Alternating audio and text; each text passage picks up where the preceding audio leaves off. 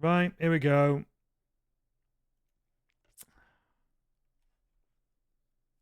Fucking Dream Daddy. I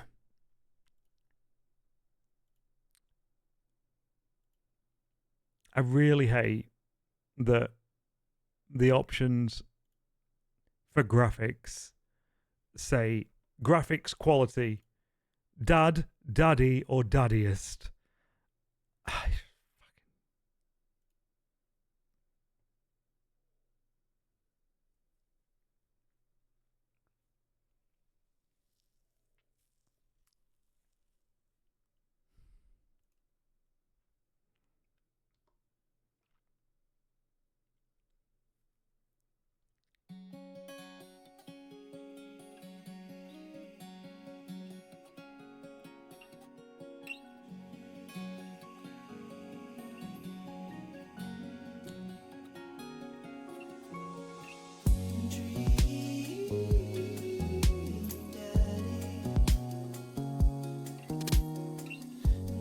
I immediately hate this. I immediately hate this. God's sake.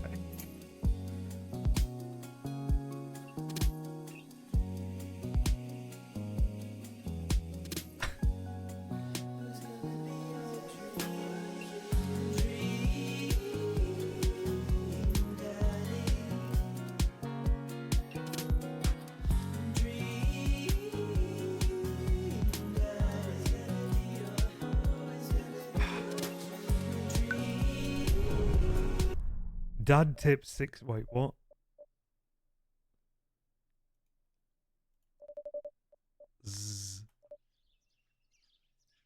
Wait, do I have to read this?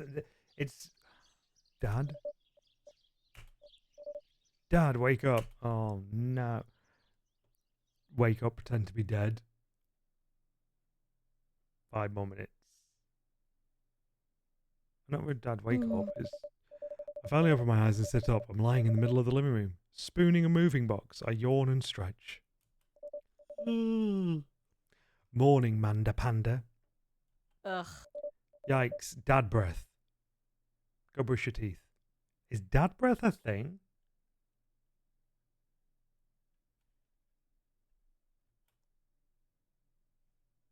Never had a dad. Don't know if that's... Build Fuck that me. dad. Build that dad.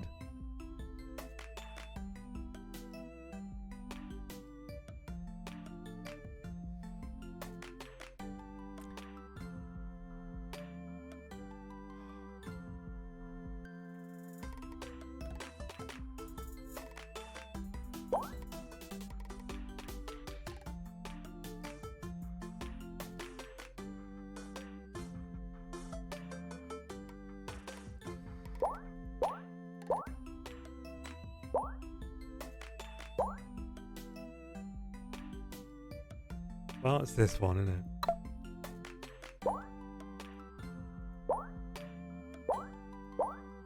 Chin head, triangle head, square head.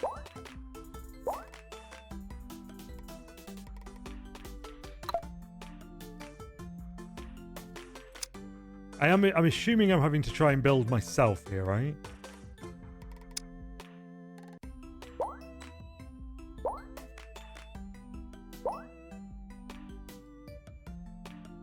Yes, okay.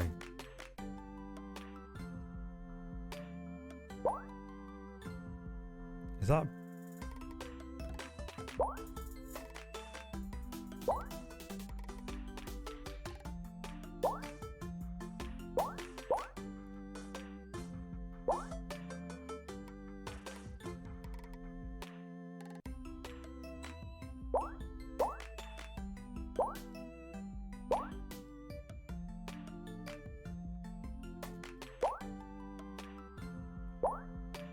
Defo balding.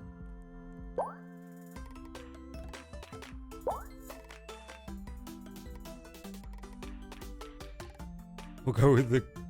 I can still do this if I actually tried on my own. Why can we have heart eyes? Where's the... what the...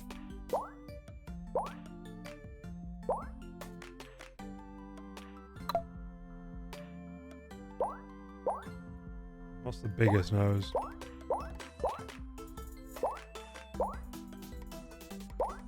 That one.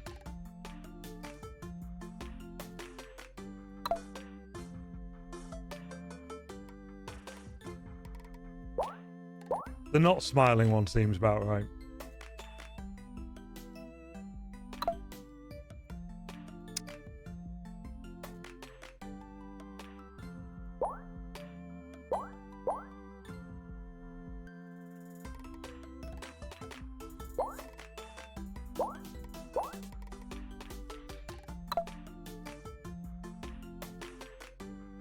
What the? Why is it either full beard? Right, well, we're not going with the porn, Tash. It's gonna have to be full beard, but.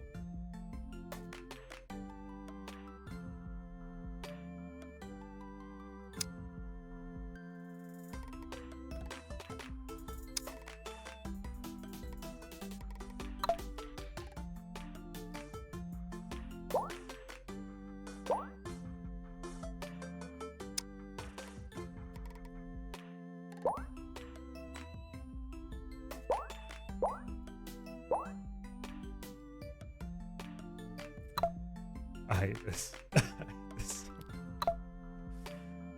Oh, God.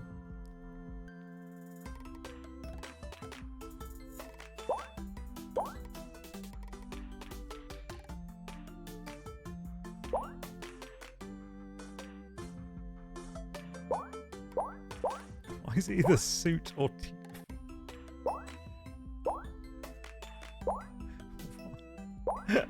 I hate it. I hate it so much.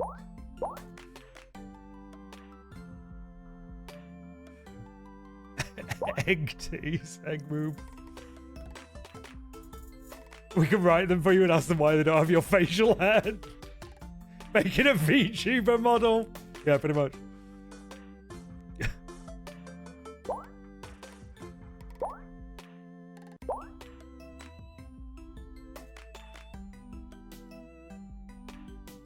We just go plain white t-shirt, I think. It's fine. God damn it, looking. Name that dad. Oh, God.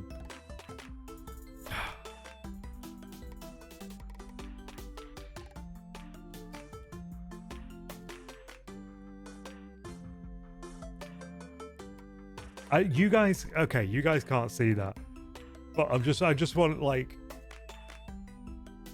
I just want to take a moment. Oh wait, no, it's looking. Name that dad. How do I?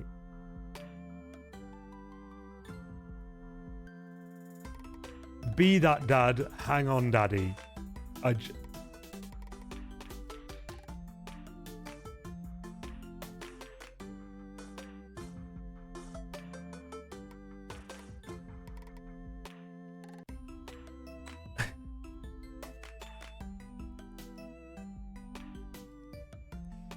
Branchy, how you doing? James Justin. There you go. Be that dad.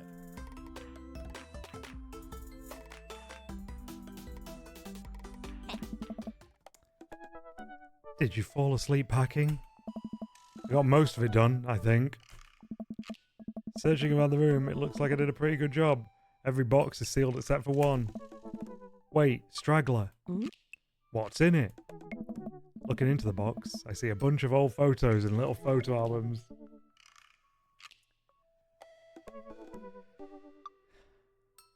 Yeah. Whoa, I haven't seen these in years. I pull out one of the dusty albums from the top of the pile and we begin looking through it. That's the coolest baby I've ever seen.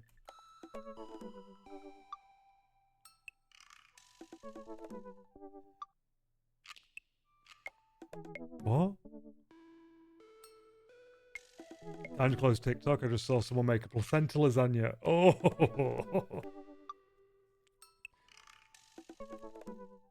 The only way your mother and I could get you to stop crying was to put the sunglasses on you.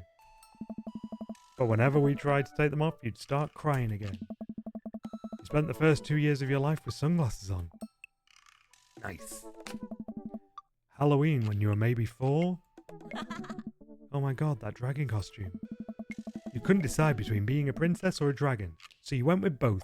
Princess, dragon. Why do I remember crying in that dragon costume? You saw yourself in the mirror and realised you're afraid of dragons. Seeing yourself inside the dragon's mouth was a realisation of your greatest fear, I think. Right, yep. Definitely repressed that memory.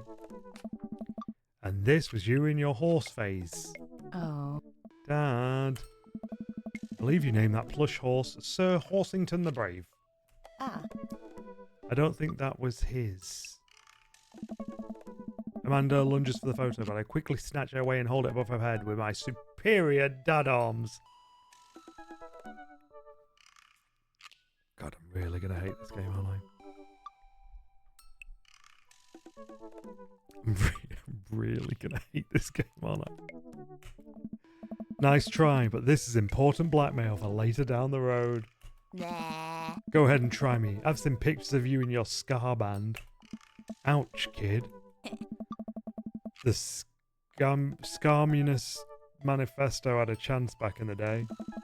I look off into the distance and reminisce about that rad horn section. Hey, it's Emma P. Ugh. No, Dad, that's Emma R. I didn't meet Emma P until high school. Honey, I promise you wholeheartedly that I will never stop mixing those two up. Oh. Dad, Emma R's been my best friend since I was 7. Give it like a little bit of effort. Oh right, Emma P was the one who...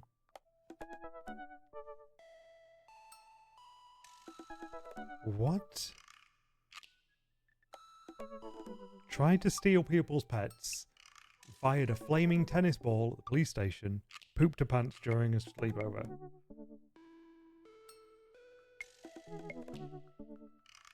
Pooped her pants during a sleepover. Dad, that was me. I did that. Oh. Huh? And I was having a sleepover with Emma R, who isn't Emma P. She never told anyone though. True blue, that Emma R. Eh? Anyway, I got to show this to Emma R later. She'll get a kick out of it. The first photography award you ever won. Yeah, and it got us a $20 gift card to McFriday's. And then you got food poisoning from the cheesy tostada blast. I think you mean food poisoning, you know, with a Z. Ugh. Dad. Still can't drive past McFriday's without gagging. Still proud of you though. Amanda reaches deep down into the box and pulls what? One last photo. Huh? Neither of us say a word. We stare at the photo for a long moment. Ah. I finally decide to break the silence. This was the day you were born. It's kind of a funny story. We got into a car accident right there in the hospital parking lot. Wasn't anything big, just a fender bender. But of course I was freaking out, and the little old lady who crashed into us was freaking out, and I didn't know what to do. But your mother, oh man. She holds my hand and looks me directly in the eyes. The calmest I've ever seen her. She says, "It's okay. It's all gonna be okay." Ah. She was right, you know. I stare at the picture for longer, maybe too long. I miss her. I can't even imagine what it must be like for Amanda. She pats me on the back. Huh. Come on, Pops, we gotta finish packing. The moving van won't wait forever. You're right. Amanda and I pile into the car and take one last look at the old house. So many memories here. Hard to believe your mother and I bought this place almost 20 years ago. Hey, remember when I shattered the front window playing catch? You always had very strong arms. Hey, remember when I shattered the other front window pretending to be a robot who breaks windows? You were a very imaginative child. Hey, remember when I broke the back window plate? We get it, Amanda, you break stuff. Huh? And there'll be plenty more stuff for me to break in the new place. Memories to make and stuff to break. Huh. You ready? We sit in silence for a moment. I watch my daughter grow up in this house. It will forever hold a place in my heart, but it stings a little bit to leave it behind. I'm ready. The moving van begins to pull away, and I get the car into position to follow it. I watch our old house, disappear into the rear view mirror. So what? So sell me on our cool new pad. I clear my throat and do my best cheesy announcer voice. Nestled in beautiful scenic downtown Maple Bay, our new house features multiple places to sleep, Not only are there bedrooms for your sleeping pleasure, but couches and floor space where you can, yes, catch a wink. What a deal. I mean, if sleep weren't for the weak. You sleep more than anyone I know. I admit my faults, Pops. I keep it real. Anyway, it's also smaller than our last house. Cozier, one might argue. Good spin. Yes. I think it's great. Won't we be closer to a lot of cool stuff that we can walk to so I don't have to waste gas? And I mean, trying to park downtown is, you know. Amanda, you know you're going to have to learn how to parallel park at some point, right? Not going to happen, Pops. I think someone needs to do a 3-point turn on their attitude. Oh, that's such a dad thing to say. That's such a parent thing to say. I don't know how to do that either. Have you met the neighbours yet? Not yet, but the neighbourhood seems pretty quiet. So you won't have to chase any rowdy teens off your lawn? Tony, how you doing? You are the very teen you mock when you say that, honey. I'm in my last year of high school. I'm practically dust. Yeah, you're a real... Don't you dare. Senior. Dad, I know where this is going. Citizen. I'm just going to ignore that. But I won't forget it. So what's item number 1 on the new house agenda? Well, first we'll need to forge a path through the solid wall of boxes that's blocking the living room. I still have to install the washer and dryer. We need to go grocery shopping. Pops, cool your jets. You have to promise me that we're going to take a break and explore the neighbourhood. Okay, you're right. We'll get some work done and then check the area out. We pull up to the new house and step outside. The lawn is freshly mown and the for sale sign is still in the yard. Hiya! And with a swift kick from Amanda, the for sale sign... Oh, hiya! Never mind. This is no more. Nice form, Sweet Pea. I got a problem with authority. Add snooze. No, just let the ads on, it'll be fine. I'm so proud. Man, all that karate chopping took me out. I could really go for a sandwich. An ice cream sandwich. Sweetie, it's 10 a.m. Did you even... I need some coffee. I'm going to get my hands on a nice hot cup of the old bean juice. I'm going to be useless all day. I think we passed a coffee shop on the way here. Maybe we could check that out. Let's do it.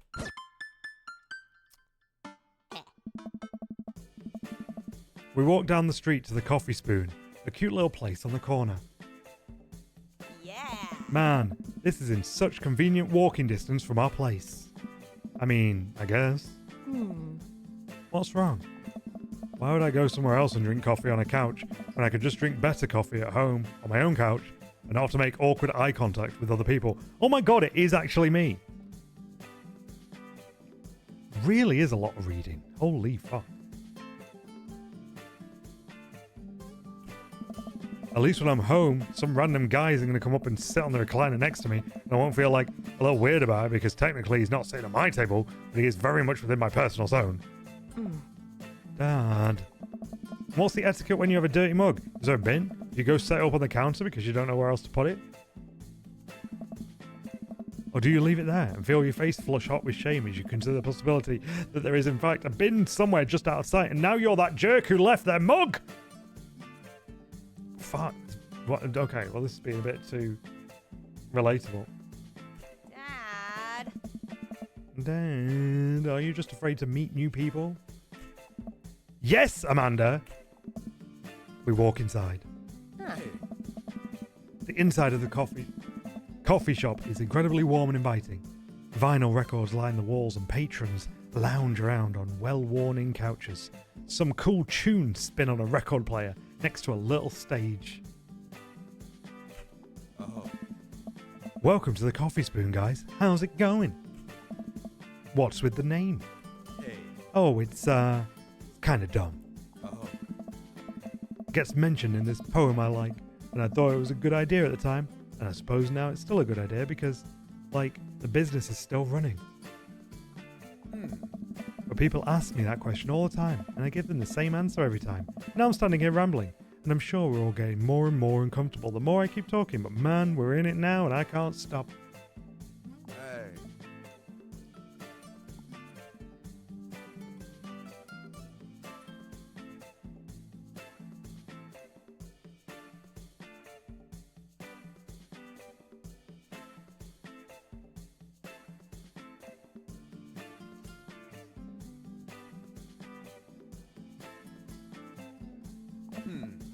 So what'll it be?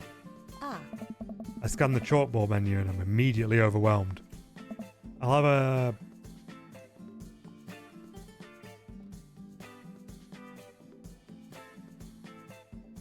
What? Fucking... Black coffee. A classic. I wasn't flirting, I just want a black coffee.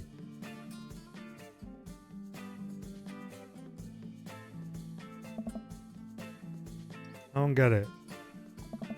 Oh, it's a pun. Godspeed you. Black Emperor is a really amazing and influential progressive rock band known for their sweeping soundscapes and... Hey. I'm doing the thing again. Hey. But coming right up. And for you, I'll have a macchiato di Marco, please. Hey. Coming right up. Do you want that in small, medium, or Biggie Smalls? Medium. Wait, is Biggie Smalls big or small? Why is James's character actually him? It's me without a kid. Like, it is just me, but without a child.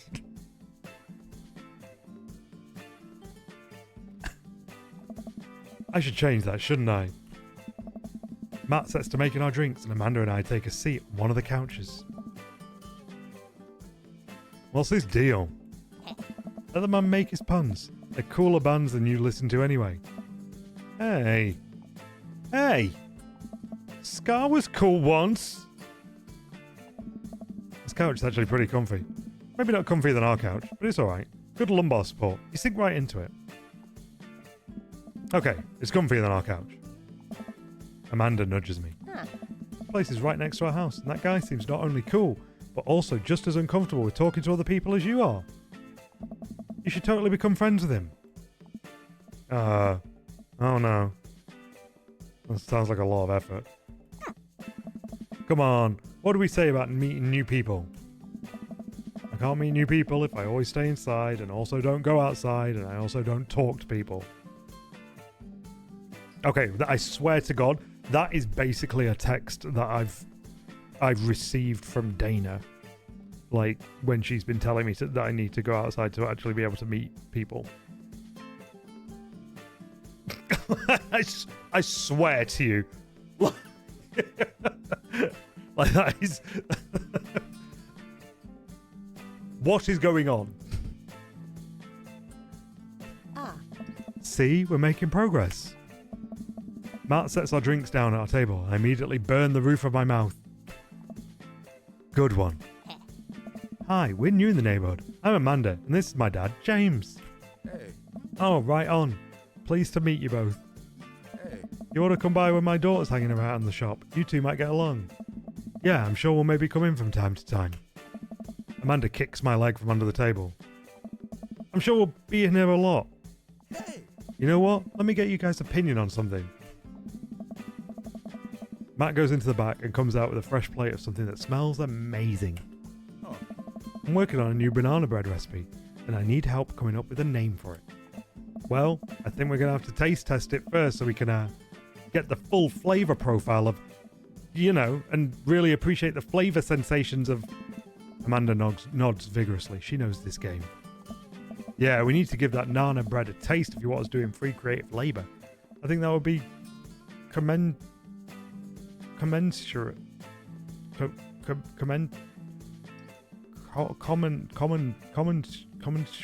with I've taught her well. We've trained for this day. I was just going to give you guys free banana bread anyway. Right, yes, that. Matt serves each piece. Amanda and I happily chow down. All right. This is amazing. Hey. Thanks. The secret ingredient is bananas.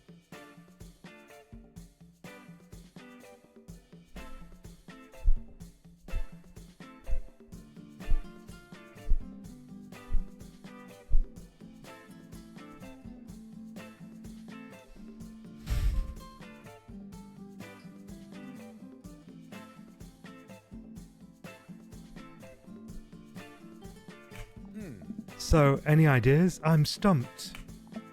Well, I think I might only be able to give you dad band puns, but I'll give it a shot. Right said banana bread. Grateful bread. What? Banana bread Kennedy's. Oh, right said banana bread. Like right said Fred, but now it's been about banana bread. I think the youngsters would like it, despite not getting it. Oh. Oh. Oh. I can't. Oh, it feels like I can't wash it off. Oh, it feels like I can't wash it off.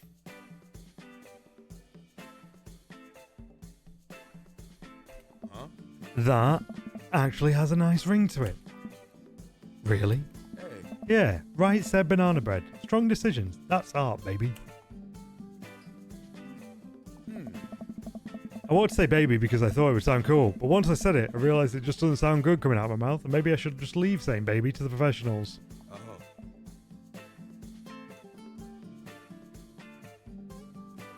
Oh. Enjoy your coffee! Thanks, baby.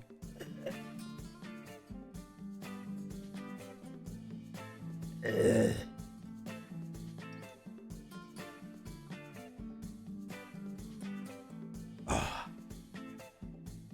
hate it. I hate it. Oh, God, it's... Oh. Hey. See? It sounds good when you say it. Across the way, a man catches my eye. He sits by himself, brooding over a cup of coffee. Our eyes meet, just for a moment.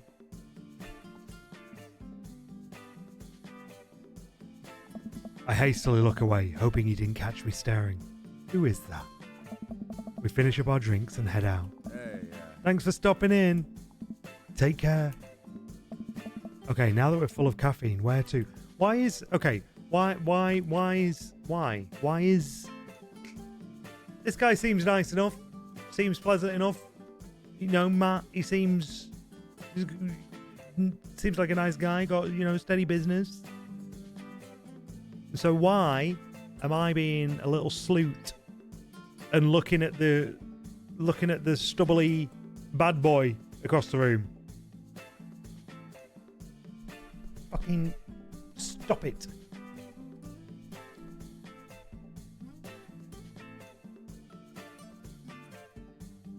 Let's get some fresh air. Time to soak up all that vitamin D. Make our bones nice and strong. We all like a mysterious bad boy. Wrong! No! Stop it! They're no good for you. It's called Dream Daddy, not Settle for the first one you see, Daddy.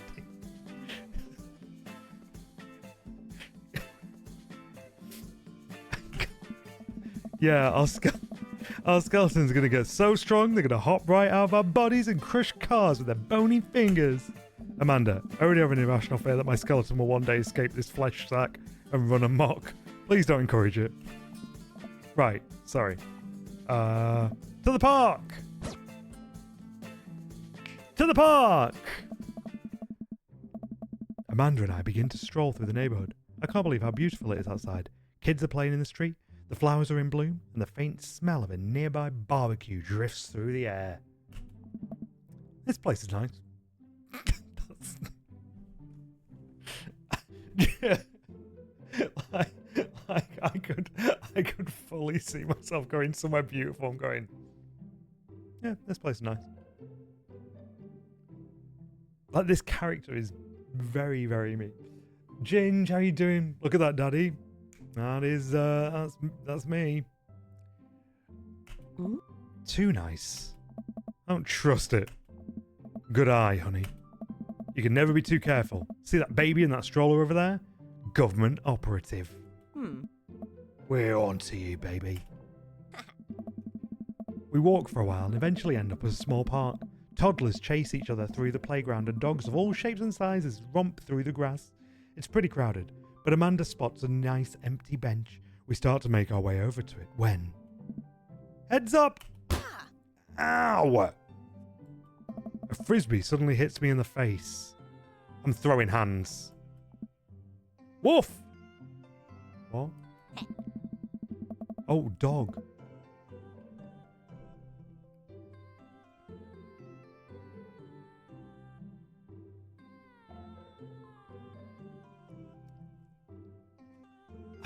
didn't read that it was a dog saying it. I thought it was a person. That's why I read it like that, okay? There is, like, I know what dogs sound like. Listen, it's been a day, all right? It's been a bit of a day. It's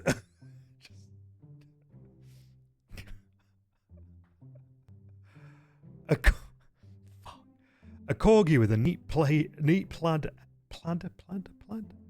handkerchief tied around its neck bounds up to me, wagging its tail. Did you throw this thing at my head? Like your necktie? Hello. Arf, arf. He runs around in a circle and nudges my leg with his nose. Oh god, this is the cutest dog. Pet the dog. But where do I pet the dog?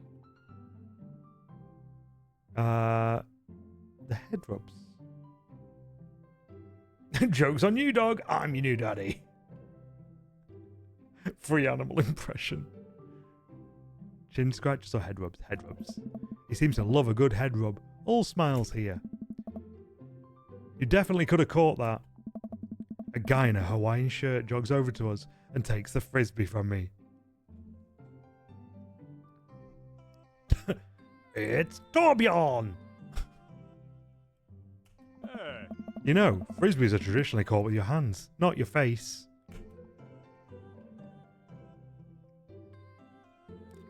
I'll catch it with my teeth next time.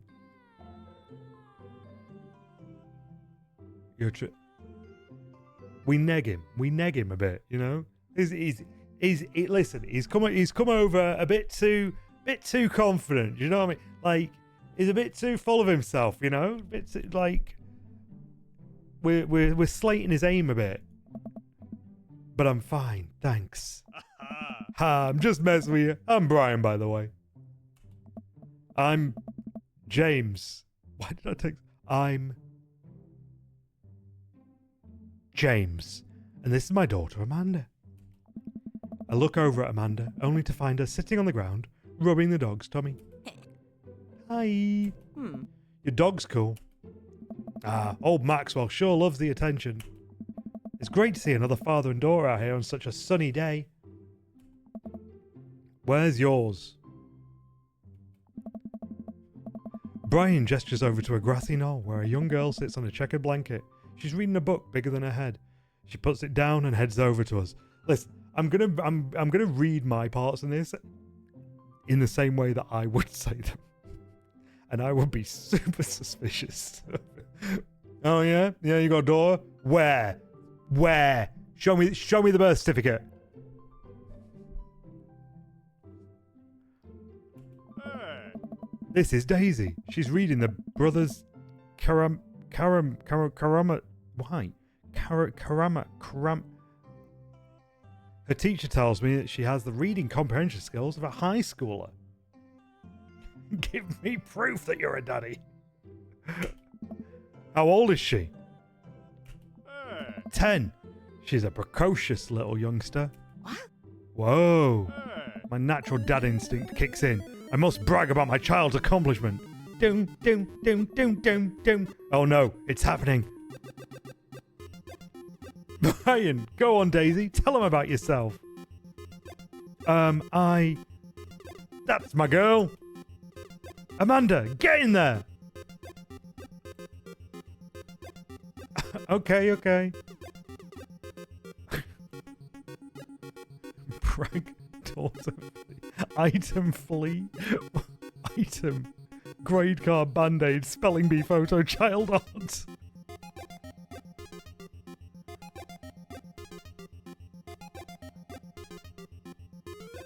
Grade card! You pull a wrinkled copy of Amanda's last grade card out of your back pocket.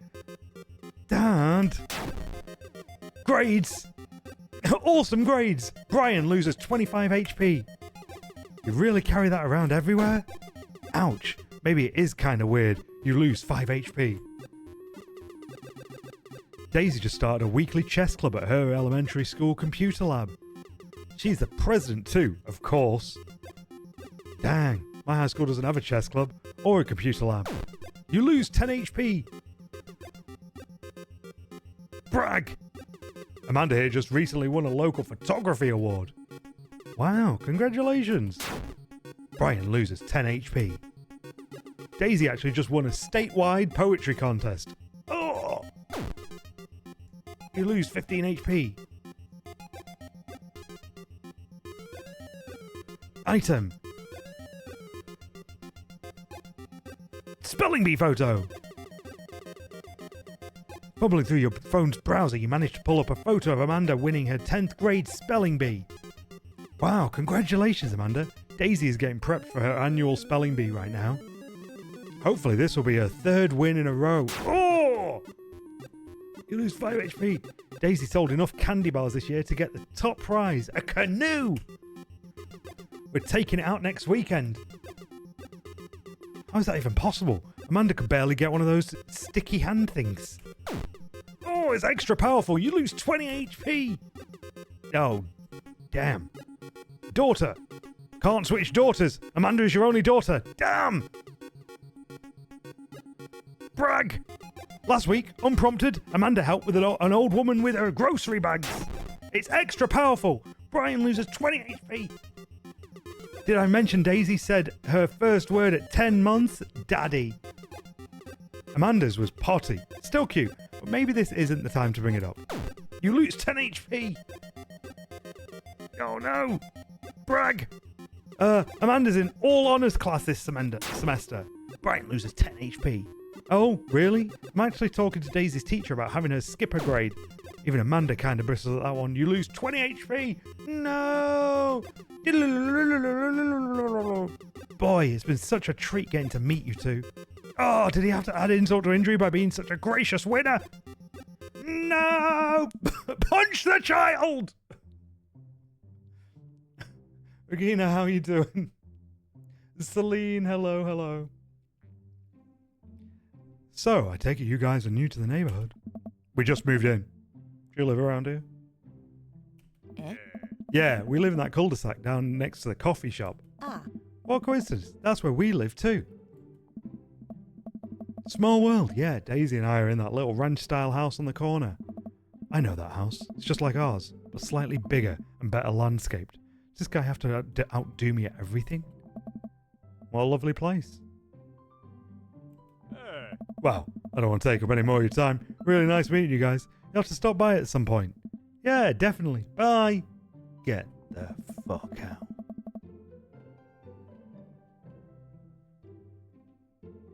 We have an enemy. Brian and Daisy walk further into the park with Maxwell, happily trotting along in tow.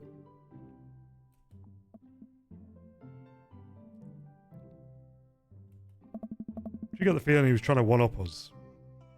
Hmm? Trying and succeeding. I can't believe that kid's only 10. What was I even doing at her age? I believe he had a bit of a thing for horses.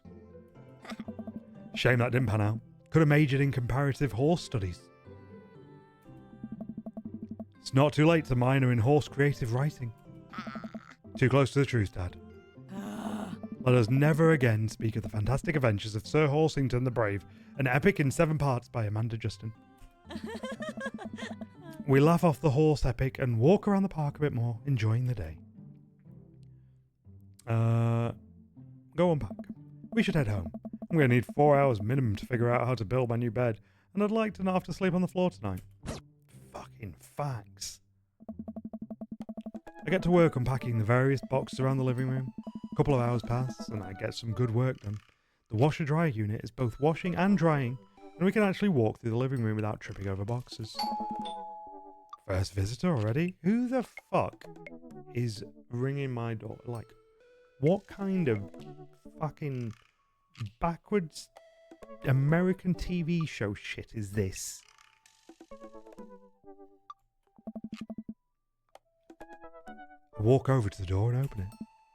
Hello! Oh. A handsome, clean-cut man stands at my door, brandishing a plate of cookies. Don't trust him. Don't trust this guy as far as I can throw him. Hello? Oh, where are my manners? My name is Joseph. I'm your next door neighbour. Don't trust him. Angelo, it was a sub goal. It's exactly what it says.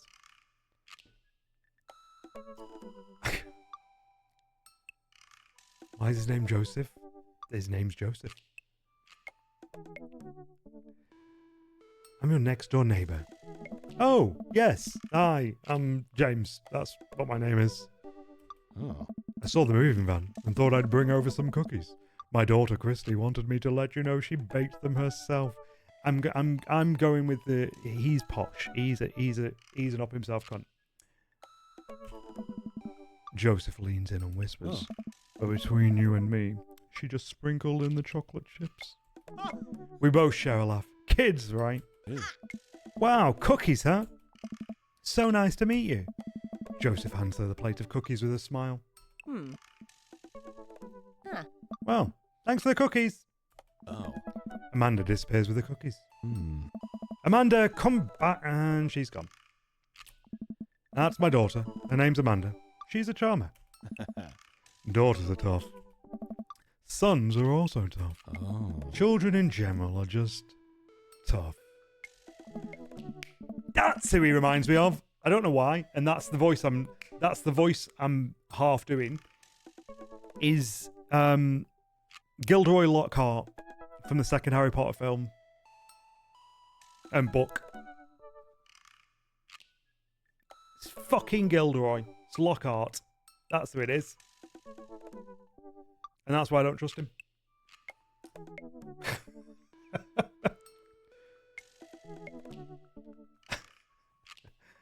I hear that. I mean, there'd have to be something wrong with you to try and raise more than 2.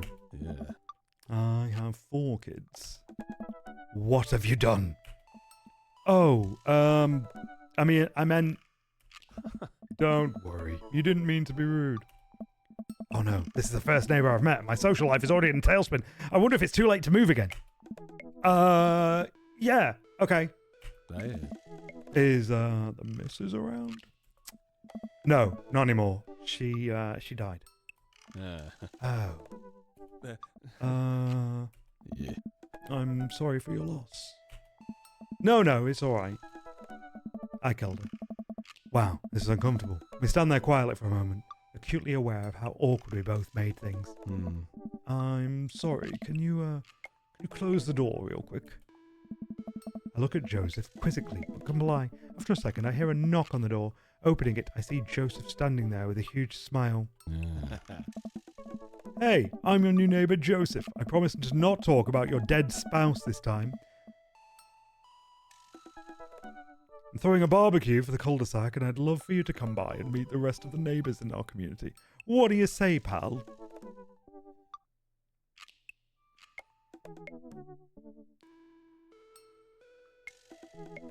I bet he has a polite penis.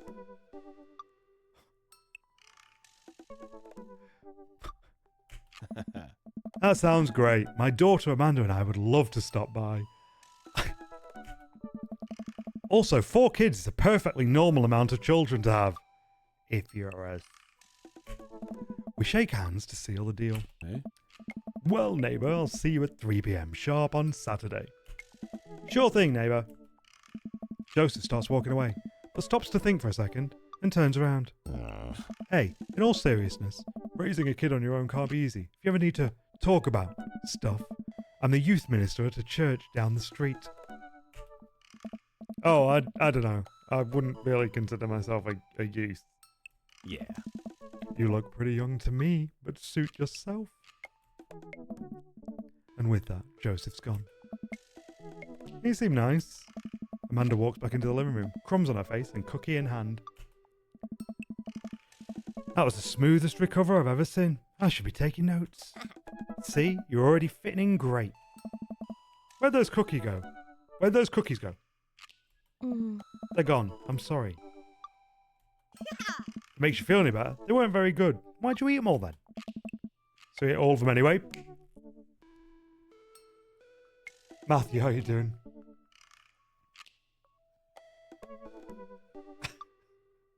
Talk about this dick. Oh, God.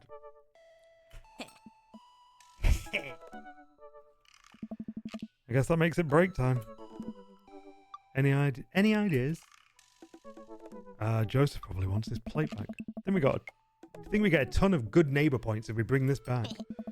We're gonna be the best neighbors in the whole cul-de-sac. We're gonna kick all the other neighbors' butts with kindness. Amanda and I step outside. Ah. Shoot, I'm actually not sure which house this is. Hmm? I'd hazard a guess it's the big one with all the well-groomed blonde children sitting in the yard. That's not terrifying at all. Good eye, kid. Ah. And remember, we need to make a positive first impression here. Keep it light. We are Sky. Well, listen, it was a sub goal. I have to play it. Nobody hates this more than I do. I want to be very clear about that.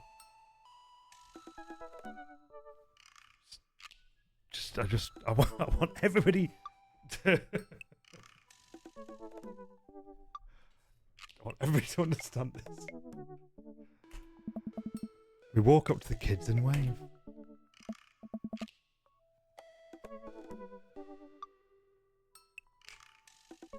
They look like serial killers. Hey guys, is your dad around? They all just stare at us blankly. Drugged up serial killers. No, that is horror. Horror house. Horror house. We just wanted to return this nice plate. And thank you for the cookies. Geez, these definitely are Joseph's kids. They all look exactly like him. Huh? They were really good.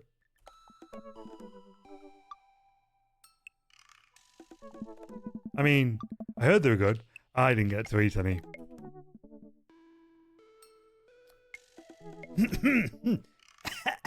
Tough crowd. Tough crowd. Tough crowd. Tough crowd. I chuckle nervously. Well, okay, we're just going to set this plate down on the ground real gentle and then back away slowly, right, Dad? Right, that's what we're going to do. The kids' eyes bore into us as we scurry away. I can feel the gaze on my back even as we approach our house. Well, Joseph's off the fucking list. I'll tell you that much. Didn't trust him from the start, but now, absolutely not. Bloody murder kids? No. Murder kids is a red flag. Murder kids is a red flag for me. Okay? I need something to get my mind off of those carbon copy kids. I need to rest my eyes. You've been awake for what? 3 hours? And that's 3 hours too many. Fuck, man. I feel called out on this game.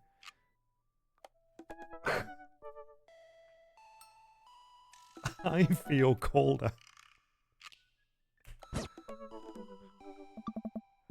As we're walking home, I hear heavy footsteps come up behind us. James, bro!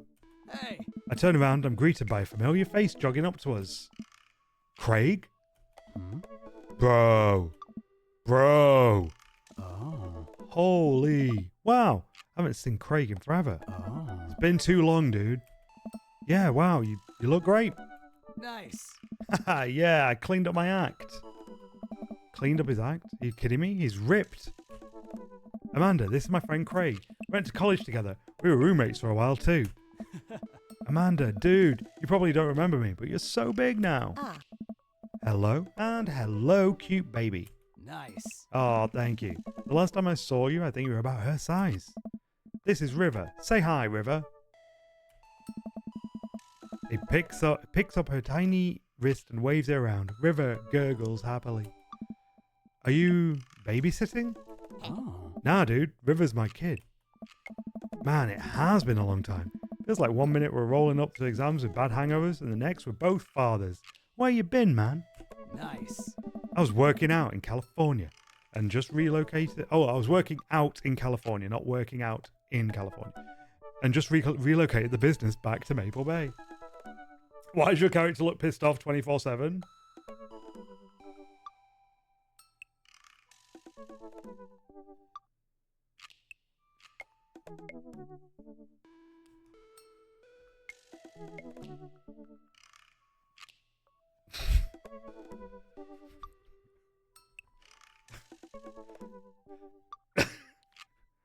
Chat said it had to be like me.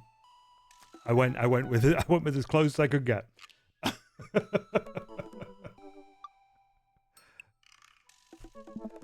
No kidding. Amanda and I just moved to this side of town. How's Smashley doing? Oh, I mean, Ashley. Ashley's her name. Oh. She actually still goes by Smashley, and we got divorced last year. Oh, dude, I'm so sorry. Oh. It's old news. We take turns taking care of River and the twins. It's all copacetic. Eliza, thank you for the follow. Twins? You have 3 kids? Huh? Ain't life something, bro, right? Kegstand Craig is a father of 3. Huh? Kegstand Craig? Oh. Oh, yeah, it was my old college nickname.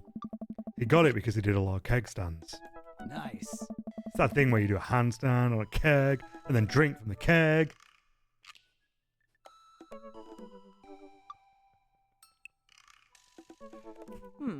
Right. He was very good at it. Ah, bro, I hate to be that guy, but I'm in the middle of my daily jog. I really got to keep up my heart rate. Brought River along for, you know, resistance training. You jog daily? I jog yearly. If that. On January 1st, when I promised myself that I'm going to jog daily for the rest of the year, but I give up after 30 minutes and just walk home. Why? Why does this game keep calling me out? I swear to, like, it's so far. Let me quickly just note down the things that it's currently said so far that are far too fucking real. It's called out being socially awkward, socially anxious, overthinking everything, being constantly tired and wanting a nap, and now not doing enough exercise even though you promised yourself you're going to and not finding the motivation to do it.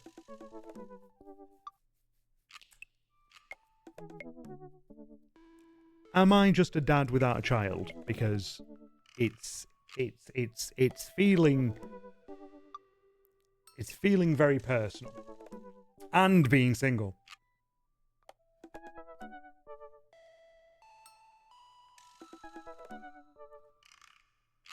Oh. Well, it's never too late to get back into it, dude. You should join me sometime. I don't know. I didn't want to say anything. Hey. Come on, it'd be fun. We could grab breakfast afterwards, catch up. We could do a bro brunch like the good old days. All right, sure. Sounds great. Great. Let's get that going soon. I better get moving. Good to see you guys. Craig gives a little wave, puts his earbuds back in, and jogs off. I can't believe Craig is ripped and has kids. I'm reeling. Why is that? The Craig I knew is not fit to be responsible for any living thing, including and especially himself. One time I watched him drink an entire jar of marinara sauce for dinner. Amanda, he opened up a new jar of marinara sauce, and then he drank it like it was a thing that normal people do. It was unholy. Then I asked him what the hell he was doing, and he said, and I quote, "It's basically a smoothie, bro." I mean, technically, he's not wrong. He jogs. He was jogging. He's like a totally different person. Anyway, I better get home. I'll have plenty of time to reflect on how old I feel later. He's not wrong. I mean, yeah. Amanda and I flop down on the couch. Amanda has to shove some empty boxes out of the way before she can sit. Too bad we're going to be putting my stuff right back into these boxes in a few months. No, don't say that. Oh, Dad, it's going to be okay. I'll be fine. I know. I know. It's just, you're my little girl. It's going to be weird not having you around. I'll come visit, and I'll text you every day, and I'll take lots of pictures. I mean, obviously, I'm a photography major. You promise? Hmm. Of course. You're gonna be okay by your lonesome? Oh, come on. I'll be fine. I'll get a dog or something. Yeah. A dog? Hey. Forget art school. I'll stay for the dog. Is that what it's gonna take? Medium-sized dog. Handkerchief around the neck. I get to name it. That's what it'll cost for me to give up on my dreams. I'm a woman of simple wants and needs. Well, a dog is a lot cheaper than college. Amanda laughs. Hmm. Suddenly, a pile of envelopes slides through the mail slot. Speaking of college, Ah. Amanda darts over to the envelopes and shuffles through them. She pulls one out and throws the rest back on the floor. Hey. This is from McGowan College of Art and Design. Open it! Huh? But I'm scared. It's just an envelope. Huh. Yeah, it's just like my entire future. Not a big deal. Huh. She takes a deep breath and rips the letter open with her teeth. We have a letter opener, but okay. Hmm? I hold my breath while Amanda's eyes dart back and forth, scanning the letter. What does it say? The admissions committee has reviewed your application, blah, blah, blah, blah. We... Oh. Her face drops. Regret to inform you we're unable to offer admission to McGowan College of Art and Design. Ah. Amanda throws the letter on the coffee table. Oh, sweetie. Ah. It's okay. Kind of saw it coming. I knew I shouldn't have put that experimental stuff in my portfolio. The admissions officer told me they just want to see portraits or whatever. I pull Amanda in for a big hug. You're an amazing photographer. I know how much work you put into your portfolio. Some other school is going to want to snatch you up for sure. Hmm. Yeah, no, it's fine. You actually fine, or are you just saying that? Hmm. I'm fine, really. Her face says the opposite, but I probably shouldn't push her on this. Hmm. Oh, and before I forget, Emma R and Emma P are sleeping over tonight. Ah. So... You need me out the way because I'm painfully uncool. Oh. I would choose more delicate phrasing, but yes. Well, I'll have you know that I conveniently already have plans for tonight, so you'll have the new place to yourself. Yeah? What are your plans? Quick! Think of plans! I'm secretly the mayor of this town! I'm going clubbing! Union meeting! Union meeting sounds the most believable. Bossman's been riding us proles too hard. It's time to rise up for our rights. Hmm. Dad, you're not even going to invite me to the riot? I'm sorry, sweetie. It's an honest day's work for an honest day's riot. I'm just kidding. I'm actually going to go out and watch the sports. Nice. Hmm? Which game? You know, the game. The one that's on tonight. Ugh. The game on TV at somewhere other than here. Huh. Okay, cool. While you do that, I'm going to go do drugs and commit some light arson with the Emmas. Have fun! I'm concerned you're hanging with the wrong crowd. Amanda shrugs. I would have expected you guys to be up to white-collar crime by this point. Maybe money laundering at the least. I'm a street rat, Pops. You're kidding about doing drugs and crime, right? Yes, Dad. Just making sure. I give her a pat on the head. Have fun with your sports. You being sarcastic? Oh. No, making fun of sports is played out. Hmm. Alright then. I do some light cleaning around the house and decide to clear out right before Amanda's friends arrive. Before I leave, Amanda stops me. Huh. Hey, don't forget that you have that meeting with my English teacher tomorrow. Oh right, Mr. Vega. Yup, totally remembered. I'll be there.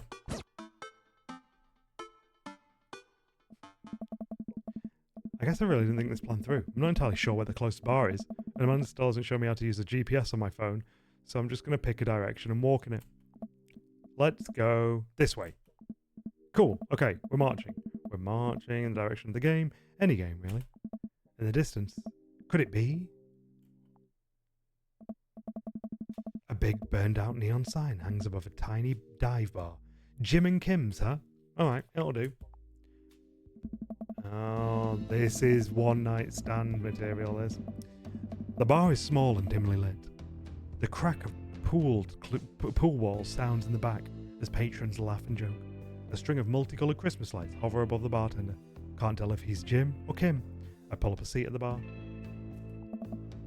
What'll it be? One beer, please. Sure thing, boss. The bartender slides me an ice cold beer. I take a sip and enjoy the refreshing taste. Say, are you Jim or Kim? I'm Neil. Oh, fuck. Oh. I awkwardly turn my attention to the game, which is playing on one of the TVs on the wall. As luck would have it, my team of preference is not only playing, but is currently in the lead, which is always a good thing. The brightly coloured mascot, which is some kind of animal, does cartwheels. I silently cheer on my favourite team, hoping that I don't get into any confrontational arguments with a fan of the opposing team. This description of sports is so good. Ah, yes, the sports, where my team and the opposing enemy's team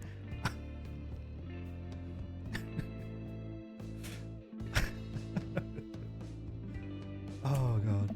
Several people in this bar are wearing the distinctive colours of the team I dislike, although I believe from their demeanour that, like me, the passion for their team is all in good fun.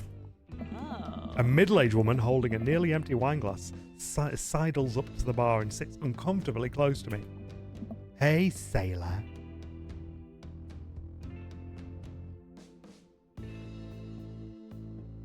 Even if this wasn't a game about dating daddies,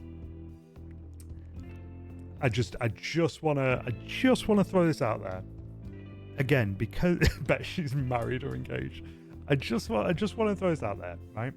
Again, because I know there's the demographic of my chat is a lot. Calling somebody sailor.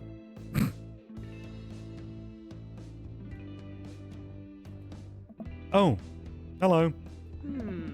Good to see fresh meat in here. I'm Mary. Come here often? Oh no, actually I just moved to this part of town today. I'm James, by the way. Ah. You watching the game? Yeah. My preferred team is in the lead. If they keep this up, they'll win the game with ease. Hey.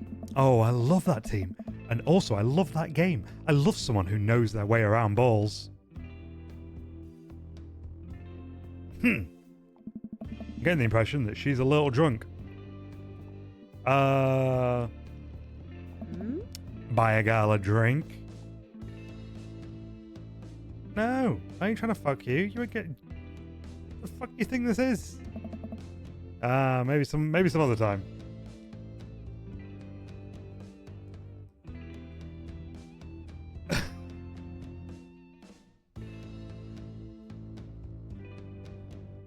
Wait, what did I miss here? Centric, thank you for the lurk. I don't. Maybe some other time. Come on. Suit yourself, sailor. Mary saunters off, setting her sights on the newest bar patron to enter. I happily watch the game over another beer. The game has gotten close in terms of points, a little too close than what I'm comfortable with. After a particularly skilled player scores a number of points for the other team, putting them in the lead, I hear an affirmative grunt from another man at the bar. Go team! It's the brooding man from the Coffee Spoon. Oh, it's the bad boy. This one's the bad boy, innit? He sits alone, sipping whiskey and watching the game as well. Enjoying the game? I am now that we're winning. Oh, we must be rooting for different teams. In my opinion, my team is far superior. In my opinion, you can suck my balls, Mr. Garrison. I have to disagree with that. Based upon our win-loss record, I'd say that my team is superior. That's where you're wrong, since as it stands right now, my team is beating yours. The conversation ends there. We both go back to silently rooting for our respective teams. The game is close, with both sides playing their hardest to win. But in the end, my team prevails. Quiet cheers ripple throughout the bar. I raise a respectful glass at the man drinking whiskey. He raises his in response. An unspoken truce is formed between us based on mutual love for the game. He motions to the bartender, who pours 2 glasses of whiskey. The man slides one over to me. The name's Robert. Thanks. I'm James. Hey. You must be new here. Mary already hit on you. Yeah. Robert chuckles. Oh. She's a peach. Well, you picked the best bar in town. As slimy as it is, you'll never find a better spot than Jim and Kim's. I really don't like the word slimy. Is there actually a Jim or Kim that runs the place? Oh. No, that'd be Neil. Neil waves from across the bar. Hey. Good guy, Neil. Not enough Neils in this world. Oh, okay.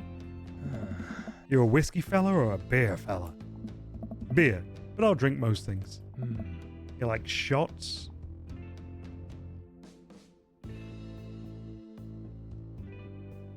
No.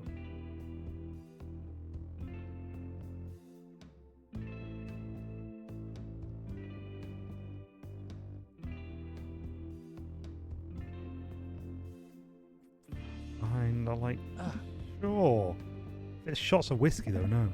Robert nods to Neil, who serves up 2 shots of whiskey. Who's shot? Why? Why shotting whiskey? Whiskey is not a shot drink.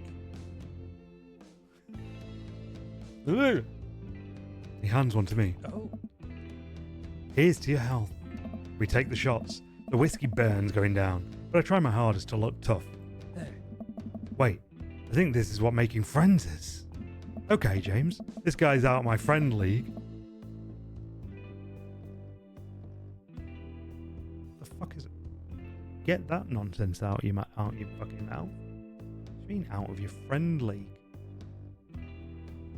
But I think if I play my cards right, we'll be pals in no time. Compliment is cool leather jacket. Compliment is rugged good looks. Compliment is hand tattoo.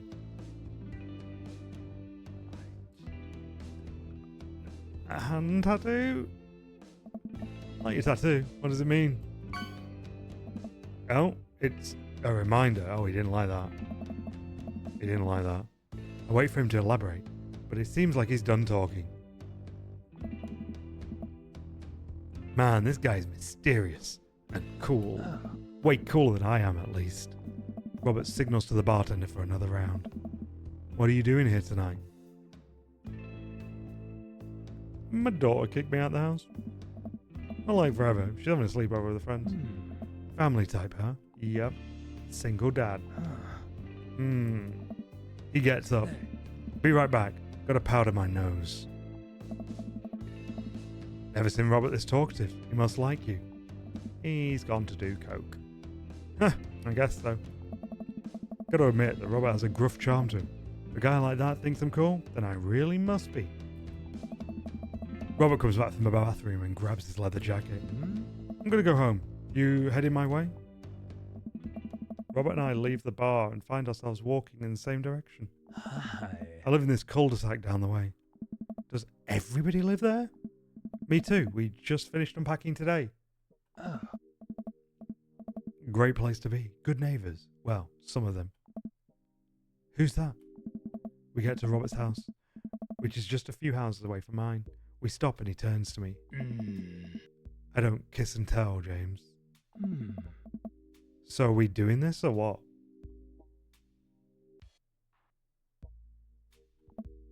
What? Hey. You know, do you want to come inside or not? A wave of realization rushes over me. I blush.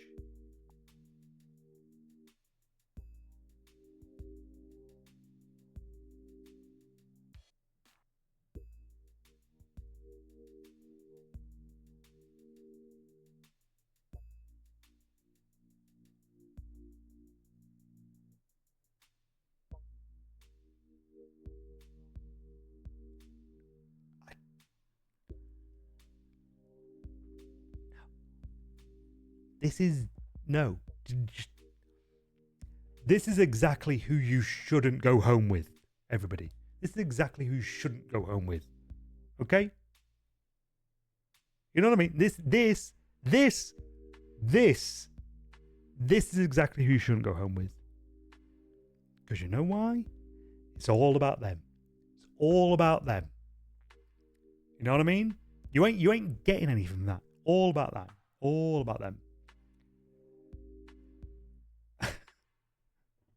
do it for the plot.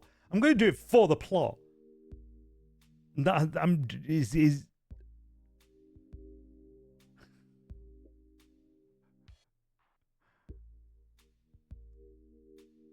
I feel like we can't lay it on. If we smile and nod, we're just complicit. And we, fuck's sake, right? Well, lay on smooth. Well, I don't see why not. That sounded smoother in my head. Let's do it. Oh God! I follow him up to his door. He fumbles with his keys for a second and unlocks the door, leading me inside. The moment the door closes behind us, oh God! Oh, I don't know. I don't know if I can read all of this.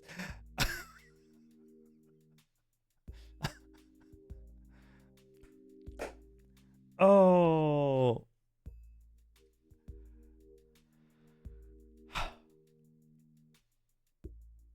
The moment the door closes behind us, he pushes me up against the wall and kisses me, grabbing my hips. Come on. Robert takes my hand and leads me up the stairs and into what I assume is his bedroom, but it's so dark that I can't see anything but Robert's intense expression.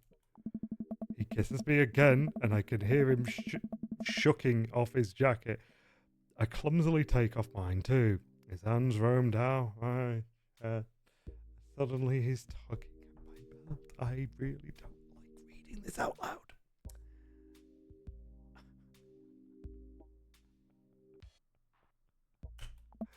I don't normally do this. Do you want to stop? Yes.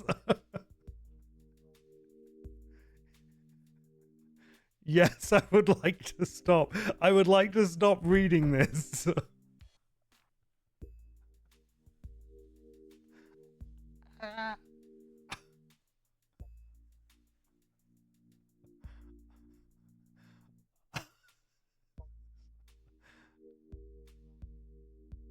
No.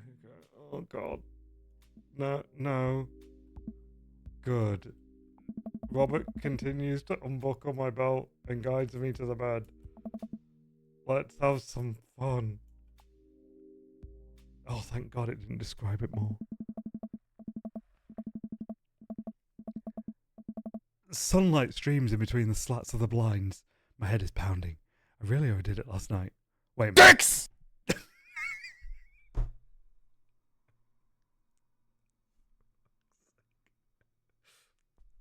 For fuck's sake.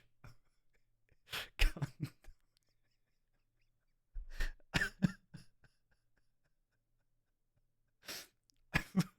God's sake. Oh, for fuck's sake. Wait a minute. This isn't my old house or my new house. Look at this place. Oh. Where did we smash? Oh.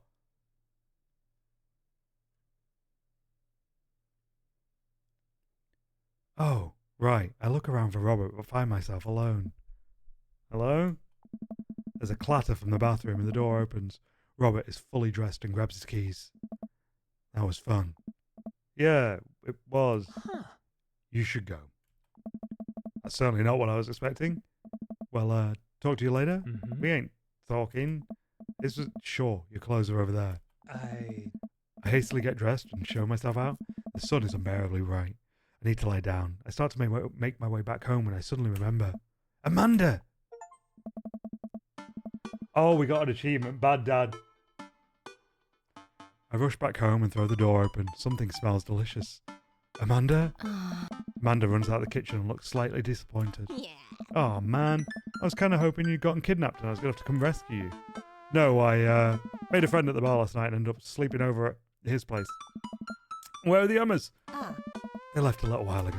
Oh, you guys have fun? Yeah, watched some movies, ate snacks, stole a car, you know, usual sleepover stuff. You teens and your larceny. So, this breakfast is cooking, what's that all about? Well, there's hash browns and eggs and bacon. Fuck, I want food. Can I? Yes, you can have some breakfast. Bless you, sweet child. My head throbs. Oh, I gotta do something about this hangover. Amanda, your loving father might have overdone it last night. Oh, somebody's hungover. Father of the year. You wouldn't happen to have any aspirin or... I've got just the thing. Hang on. Amanda runs to the fridge and pulls out a jar of pickles.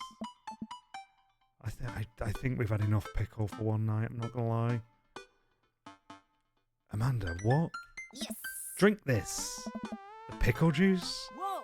Yup, it's what I used once. I would assume someone would use. I would also assume that. It works pretty well. Although I've never tried it before and won't try it, obviously. Give her a stern yet resigned side eye. I eye her suspiciously. I eye the jar of pickles even more suspiciously. This better work.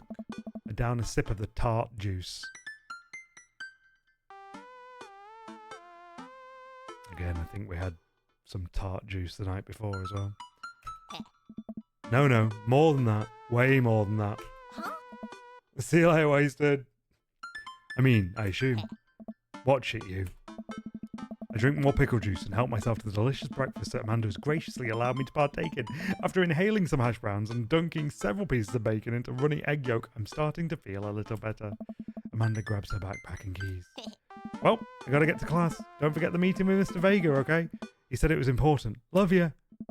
I'll be there. Knock 'em dead, kiddo. Always do. Fuck. It's gonna be stubble bad boy in it. That's gonna be a teacher. We do our secret handshake and she's off. I get a little work done at home before I glance at my watch and see it's almost time for the meeting. I hop in the shower, change clothes and head on my way. Still a little hungover. I arrive at Amanda's school and check in at the front desk. They give me a bright orange visitor sticker and send me on my way. I'm barely awake and feeling pretty haggard, but hopefully nobody will notice. I check my watch and I'm relieved to see that I'm only 2 minutes late. Wait, was it room 103 or 108? I spot a youth standing at his locker and approach him for help. Excuse me, do you know where Mr. Vega's classroom is? The youth turns around and looks me up and down with heavily lined eyes. Come on, kid, I'm late for a meeting. Mr. who? Mr. Vega. Oh no, have you tried the exit? Okay, wise guy, you gonna help me or not? Fine. Up those stairs and to the left, can't miss him. I head up the stairs and walk around, unable to find Mr. Vega's class anywhere. After a couple of minutes of searching, I head back downstairs. That punk youth sent me on a wild goose chase. I get back to where that low-rent Gerard Way is standing, fully ready to give him a piece of my mind, when suddenly a head pops out of the classroom next to his locker. Lucian, don't you have a third period to get to? Oh, fine, Mr. Vega. Wow. Now I'm officially 10 minutes late. I glare at him as he walks away. We're not cool. You must be James. This period's almost over. Would you mind waiting in the back? Mr. Vega leads me in. I take a seat in one of the comically small students' desks in the back. I might get stuck in this. Alright, where were we? Now who can tell me about the unreliability of the narrator in J.D. Salinger's Catcher in the Rye? Yes, Colin? Colin stands up and does the thing where he blows into the crook of his elbow to make a fart noise. The whole class erupts in laughter. Alright, everybody. Very funny, Colin. Please sit down. Now, Holden Caulfield is an unreliable narrator in this sense that the bell for the end of period rings. All of the students immediately get up and make a break for the door. What? Remember to do the reading and answer the response questions on page 194 in your textbook. Nobody's listening. Or not, I guess. Mr. Vega turns to me and sighs. Middle schoolers, right? Don't you teach high schoolers? Both, you know? Budget cuts. Right. Thanks so much for coming in. No problem, Mr. Vega. We misted him. Rach, how you doing?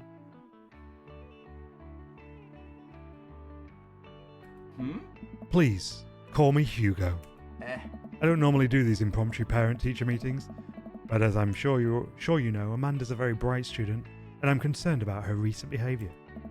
What's going on? Amanda's never been the most engaged student, but I know she cares.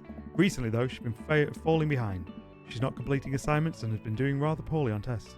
I'd normally chalk this up to senioritis, but this is strange. I thought Amanda always shared everything with me. I hadn't even crossed my mind that something might be wrong. I just wanted to ask, is everything okay at home?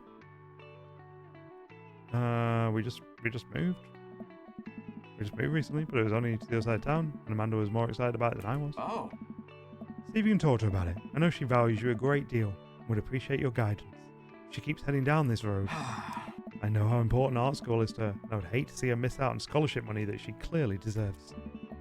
I'll make sure to talk to Amanda. Thanks for letting me know, Hugo. Oh. Anytime. On my way out, I stop, thinking for a moment. I turn to Hugo. Hey, Hugo. Oh. Yes? Ever catch that rye?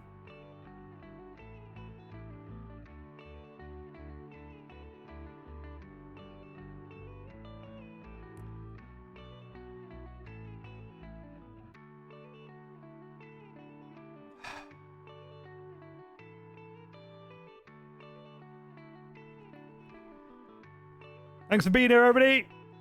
Appreciate you. That's been Dream. Fuck's sake.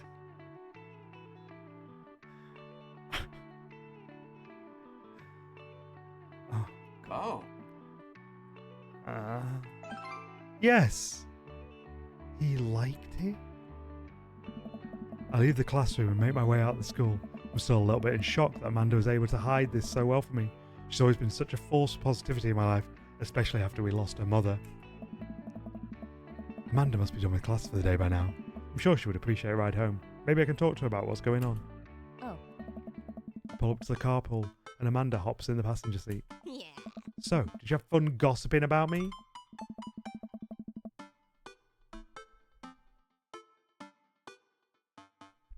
Oh, that's me, sorry. Oh, God. Mr. Vega and I actually just gossiped about our celebrity crushes. So you talked about Mario Batali the whole time? It was a very productive meeting. Huh. I'm pretty hungry. Can we grab some dinner? Sure thing. Let's go to the mall. Let's go to the mall. Does that sound good to you? Yeah, sure. Why the mall? Geez, can't Dad take his daughter to the mall? Will you buy me things? I will buy you a thing. Singular. Sounds like a deal to me. Eh? We drive in silence for a short while. Amanda plays a game on her phone. I should say something. You know, sometimes when a kid gets older, they find that they have to keep things hidden from their parents. And that's okay, because sometimes that's what kids do. And that's okay. But also sometimes it's good to have the parents' perspective. Because, you know, maybe parents have also dealt with similar situations. And maybe if they're a little cooler than you give them credit for. Anyway, what I'm trying to say is that it's good to share. Love you. Have you been reading my tweets? You have a Twitter? What? Never mind. Look, sweetie, Mr. Vega said you haven't been participating in class and that you're not turning things in. Oh, I'm fine, Pops. Senioritis and all that. I thought you liked Mr. Vega's class. It's fine. He's fine. We pull up to a stoplight and oh my God. And Amanda, she's still texting. Just, I want you to know that you can talk to me about anything. Uh-huh. I can tell that whatever it is, she doesn't want me knowing it. And that's frustrating. Yamamoto! I heard Emma R's going to that fancy art school in California. That's exciting. Yep. Are you bummed that you guys aren't going to the same school? Yep. Amanda keeps texting. She stifles a laugh. What's so funny? It's, I don't think you get it. Okay. Who are you texting? Noah. Who's Noah? My friend. We all know what Noah wants.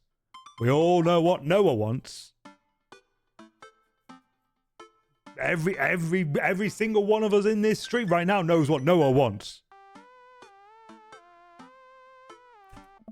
Does he go to your school? Yep. Do you like Noah? Hey. What? No.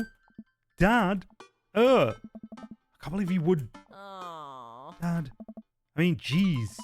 Why would you? Ugh. Gross. Sorry, just asking. Dad, he's just my friend.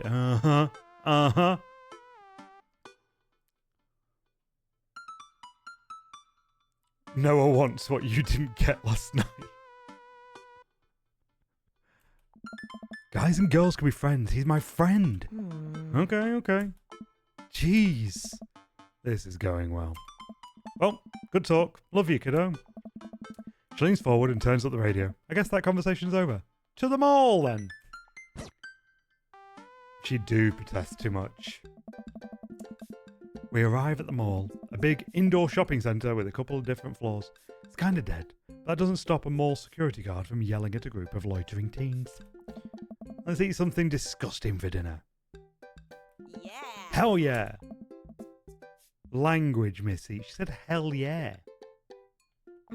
Heck yeah? Better? We approach the food court and evaluate our options. There's greasy restaurant after greasy restaurant. My heart burns just looking at the menus. Nobody looks happy to be here. What are you in the mood for? Bread dipped in sugar? Bread with cheese on it? Or do you just want me to inject some fat directly into your bloodstream? I extend my hand to her. Would you do me the honour of sharing some nachos? She takes my hand with a grin. It would make me the happiest, cheesiest girl alive. We order a giant pile of chips and unnaturally orange cheese from a very unenthusiastic and possibly stoned teenager. We take a seat at a rickety table and dig in. Hey. These are bad. These are very bad. But also strangely delicious. Fake. They get to the food court and didn't get harassed by at least 3 food spots for samples. Wait, that happens in America? You guys get free samples? What is that? We don't get that. Hell yeah, we do. What? Free orange... What?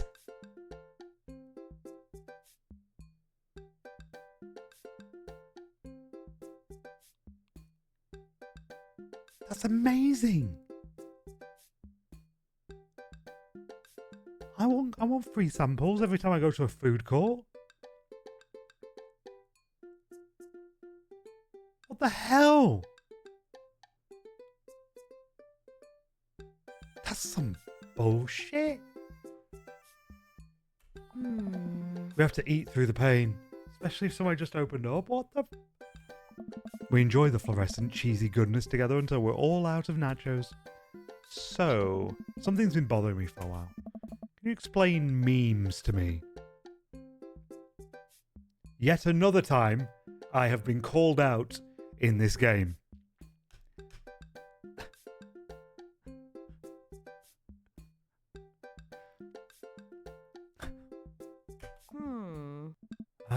Which meme? All memes. Dad. Amanda sighs deeply and places her head in her hands. Aww. Dad, it's complicated. See, memes are inside jokes shared by a bunch of people that get less funny the more people do it. So the problem is that by the time a meme gets to you, Dad, all us youths have already done the joke to death. Aw.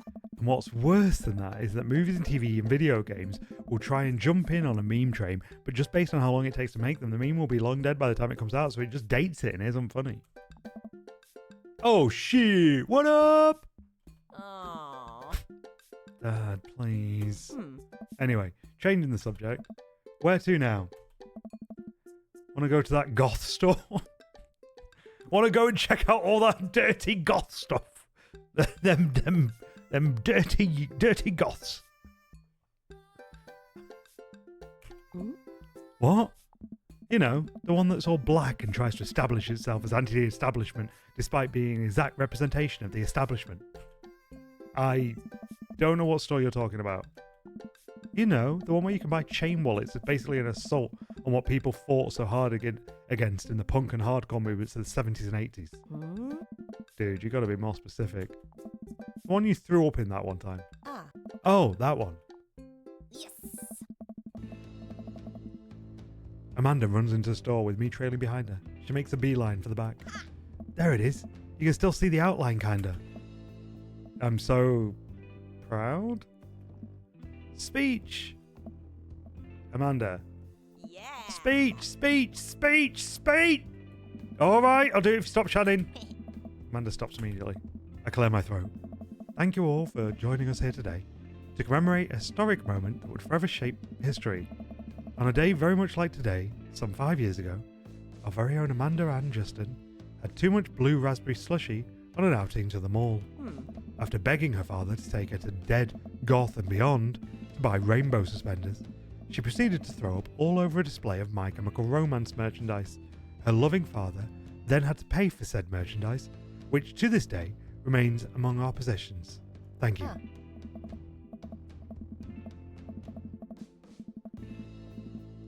Nowadays, a new meme is seen 1,000 times in one day, so it gets used to death in under 24 hours. Yeah, fair.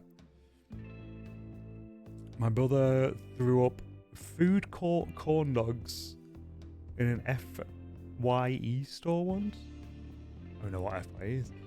Amanda is moved. She begins clapping, slow at first, then faster and more vigorously. Several other patrons turn their heads. One of them also starts clapping. I bow my head. Oh hey, chain wallets. While Amanda busies herself looking at band t-shirts, I try to find something of interest to myself.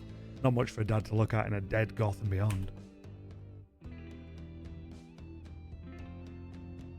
Bruise the bird. Look at ironic mugs. Honestly, mugs. I'm suddenly stricken by existential fear. If there's only one number one dad, then why are there so many mugs here that say that? This whole time I thought I was the only one. If I'm not number one, where do I place on the global dad ranking charts? I have work to do. Look, this is very important to me. I overhear a stifled argument over at the cash register. An older gentleman is carrying a garment and showing it to a bored-looking cashier with pink hair. I can see that. I don't know what to tell you, dude. I just work here. Oh my. Listen, when I bought this online, the website said this blouse was Victorian inspired. However, when I received it, it clearly held the trademark of Edwardian dressage. Do you want a coupon? I can give you a coupon. Will you leave if I give you a coupon? Is there a manager present? People have to know what they're buying. Oh, it's Karen in male form. Okay. I am the manager. I see. Well, it would seem that I have outstayed my welcome. Good day, shopkeeper. Your superiors will receive a strongly worded letter by post. Whatever, dude. The man whirls around and storms out, his literal coattails trailing behind him. I can't tell if they're Victorian inspired or Edwardian in nature. Your voice is doing Dylan!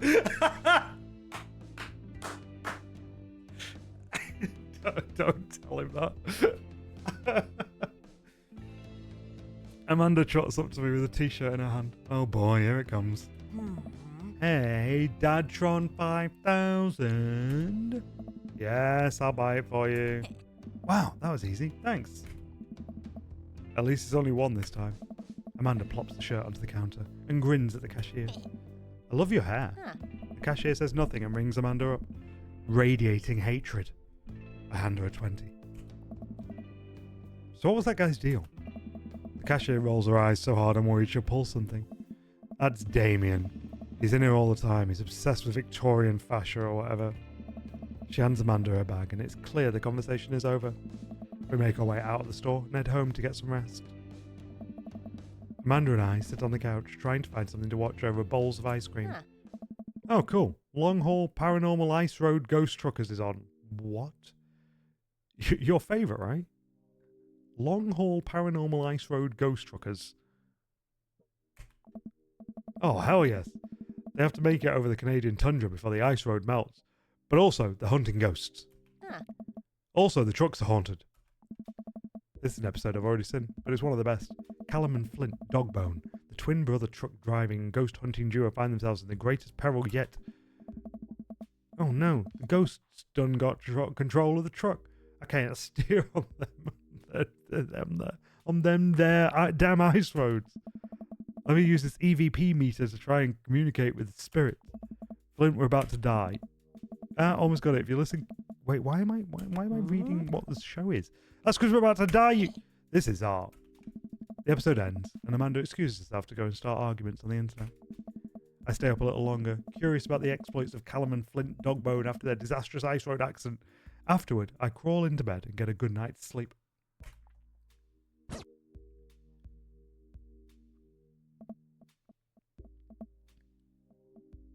Zzz. Zzz. Morning, sleepyhead. 5 more minutes. You've never ever let me have 5 more minutes, so get up. Fine. We have cereal for breakfast. Spend the morning putting together furniture. Amanda is much better at interpreting the tiny manuals. We're able to put together a few shelves and one desk, but I'm pretty sure it's supposed to be a bookcase. So, you excited for the cookout today? If there's food, I'm excited. All of those terrible store-bought sugar cookies that everyone brings to parties. Yeah, those are bad. Which means there are more for me. Do you want to meet some of the people in the neighbourhood? I'll probably end up standing uncomfortably in the corner with a plate of food and hope that nobody talks to me.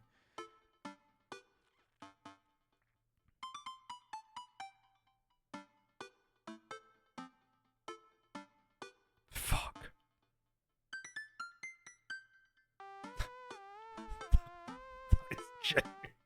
That is me at any event.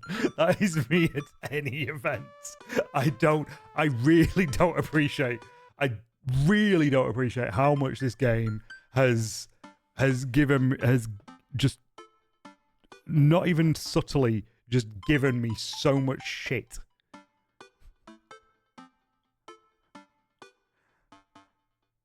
Like, this game has given me so much shit.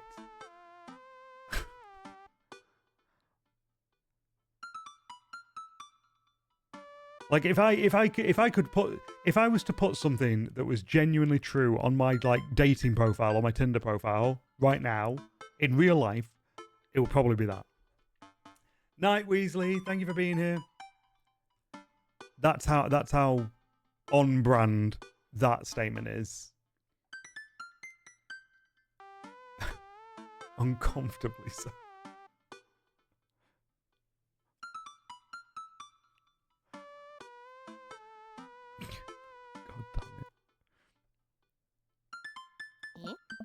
Dad, you're a beautiful work in progress. We will get that butterfly to emerge from the cocoon. Huh. The social butterfly. Well, we better start getting ready. We definitely don't want to be late. Whoa. What? No, we have to be fashionably late. Who shows up to a cookout on time? You know what? We're going early just because you said that. I head out the door, and Amanda reluctantly follows. We walk across the street to Joseph's house with a store-bought veggie plate. Why are we going early to that... to the fucking demon twins' house?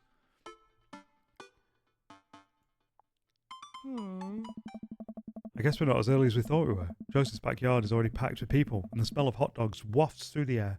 Small children run through a sprinkler, and adults chat in small clusters. I set our veggie plate down on a table next to 2 other veggie plates. Huh. Hey, there's Joseph. I wave to get his attention. The moment he sees us, he jogs over, arms open wide. Oh. Welcome, I'm so glad you two are here. And you brought veggies.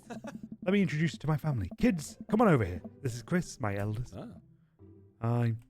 Oh. This is Christian and Christy, they're twins. Huh? They stare creepily and say nothing.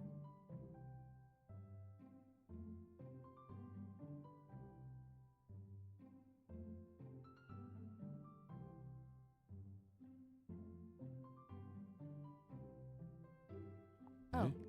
Then, of course, there's our youngest, Krish. Wait, where is Krish? Maybe Mary put him in his crib. Mary, the sloot. Oh no, it's the woman from the bar the other night. What's she doing here? Oh. Oh, and how can I forget my lovely wife, Mary? Sloot!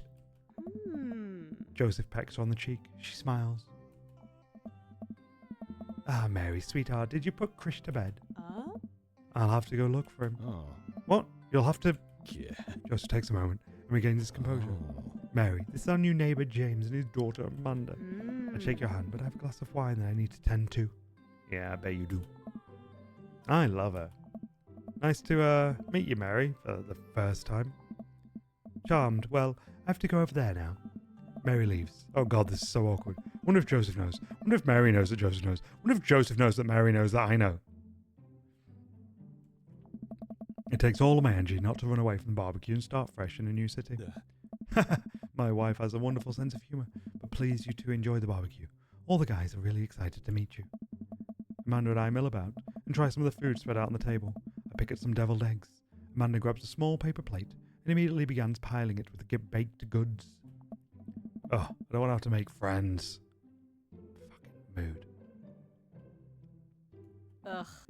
Come on, Dad. Who are you going to party with when I go off to school? I don't want to have to do pleasantries. Dad.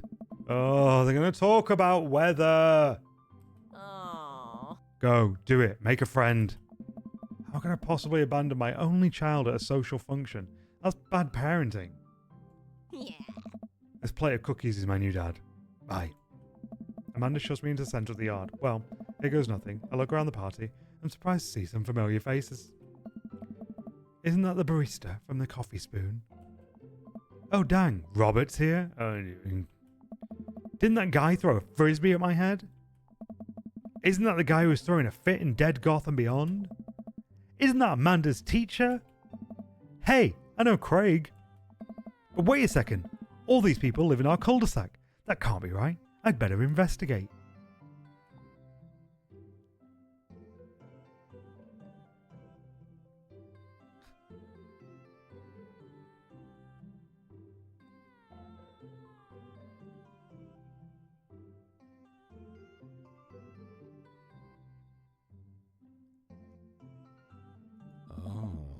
And without further ado, let's work some magic. Oh, piss. Oh, I didn't mean that. I didn't think that was going to mean I'd have to speak to this twat. Devil, how are you doing? Joseph closes his eyes, takes a deep breath, and gets to work. With the greatest of ease, he sets patties on the grill, flourishing as he flips his spatula in the air. It's easily some of the best grill work I've ever seen. You guys think this is my first time in front of a grill? He's working faster now, effortlessly tossing cheese onto patties, perfectly grilling onions on the side. One after another, the dads take notice and crowd around Joseph to admire his masterful technique. Oh. You probably didn't know this, James, but Joseph's known around here for his grillmanship. He's ungrillable. I fucking hate you, Brian.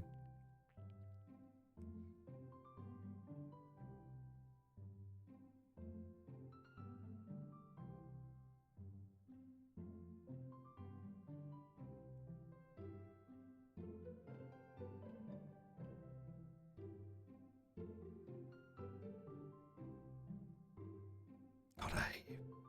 He's ungrillable. Seventh, how you doing? Hey. I've tried to get on his level, but I just can't catch up. I fucking hate you too. Hey. Let us keep studying. Here's a why. Why is everybody doing puns? Why are they all doing puns? Sedentary, how you doing? Mustard, we keep talking about this. Can't we just appreciate the artist? Fuck off! I've never seen him make a mistake. You piss off! I don't know what I've caught from you, but I don't trust you. Oh. Okay, we need to stop. This is getting too cheesy. You're a teacher. You're shaping the youth. Please stop. All of the children at the party boo the glorious display of puns in unison. Yeah. Alright guys, the food's ready. Please form an orderly barbecue. Burn him! Burn him! Amanda groans. We all grab our food and hang out, enjoying perfectly cooked cheeseburgers. Oh. Man, it's so wild how all us dads live in the same cul-de-sac. Hey. Kinda nice, isn't it? Feels like there's a real community here. Totally helps when you're just a single dad trying to raise a kid. Oh. We're happy to have you, man. Think you're gonna like this neighborhood a lot. Oh. Plus, Amanda seems to be getting along with all the kids. If she decides to get into the babysitting game, she'll really make a killing. Oh. Hey, why don't you add us all on Dad Book? Dad Book? Yeah, it's a great social network for dads to keep in touch with each other. We're all on it, so if you ever need to reach out to anyone, that's the simplest way to do it.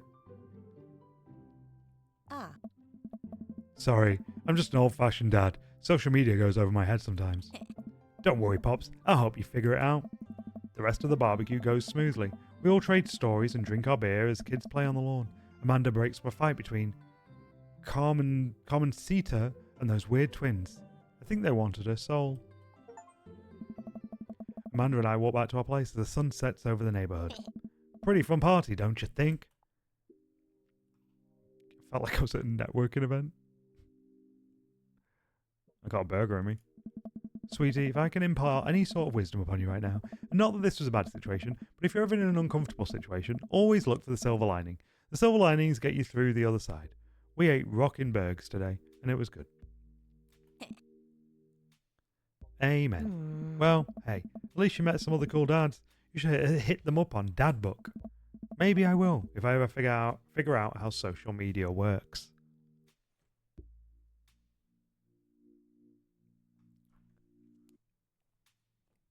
And it just keeps on calling me out for stuff, doesn't it?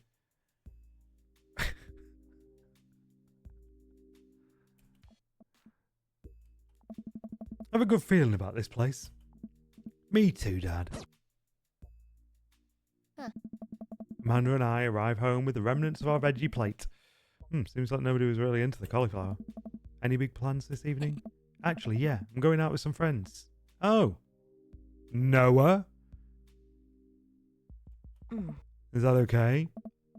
Of course, just keep me posted. I'll be home before midnight. Is it Noah?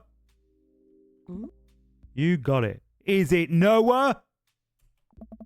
And be careful. Is it Noah? Yeah. I will. Make good choices. Of course. And call me if you need anything. Dad, you're not going to do the thing where you wait silently for me to come home in the living room with all the lights off, are you? What? No, I've never done that, and I'll never do that. I'm going to sleep. Okay, do you have plans tonight? My plans were kind of to eat ice cream and watch TV with Amanda, but I'll find something to do. We can still eat ice cream and watch TV. I'm gonna see how long I can sleep for. Kiddo, I'm tapped out. The sun hasn't even gone down yet. Yes, it has. Look outside. It's literally... I still have sleep to catch up on from when you were a baby. Just let me be. I'm just relaxing tonight. Have fun, okay? Great. See you later. I watch Amanda drive off into the night. I really do hope she has fun.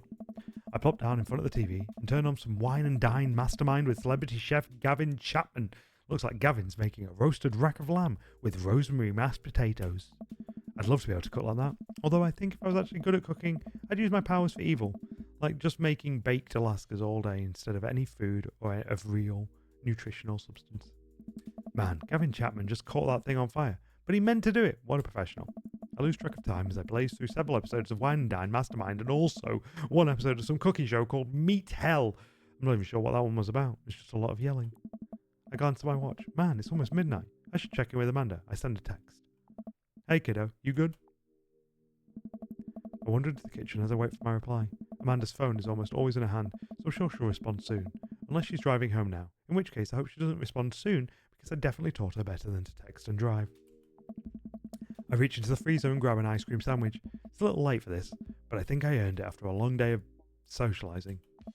I check my watch again, and then my phone. Nothing yet. Okay, see now I'm worried. Do I call her? Do I call the cops? No, it's too soon for that. I'll just send her a gentle reminder text. What's up? Half an hour passes. Now I'm really worried. The episodes of Gavin Chapman's Meat Hell are not only assuaging my anxiety, but possibly exacerbating it with all the yelling. So I keep pacing around the house, waiting for her to come back. Why didn't I find out where she was going? Who she was even with? Why I don't know any of her friends' full phone numbers? Why don't I even know any of her friends' full names? Who is Emma P? I decide to send her another text. Amanda, please text me and let me know you're okay. I can't help but think of all the awful things that could have happened to her. Oh, thank God, it's her. Amanda opens the door and shuffles in. Finally, she's back home. I'm glad she's okay. Sup? Sweetie, thank God you're safe. Yep. But now that I know she's okay, I'm really mad. Why didn't you answer my texts?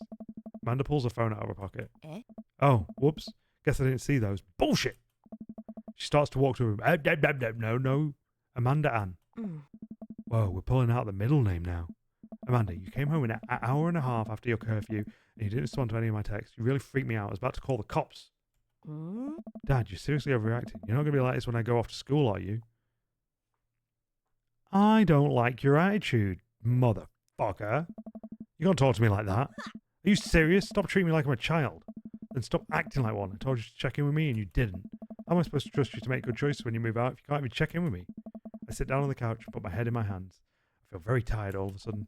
You really scare me. Just please don't do that again. All right. I'm going to go to bed now. Amanda closes the door to her room and I head to mine. Jeez. As I'm falling asleep, one thing she said keeps echoing in my mind. You're not going to be like this when I go off to school, are you? I definitely didn't sleep well last night. Ah, get out. Right. I think that is, we'll save it. Your kid's initials is AA. You're not wrong. You're not wrong. Oh, God. We had a one-night stand. We did socializing. Zit, how you doing? I've secretly been lurking all day. Are we doing well? Oh, God.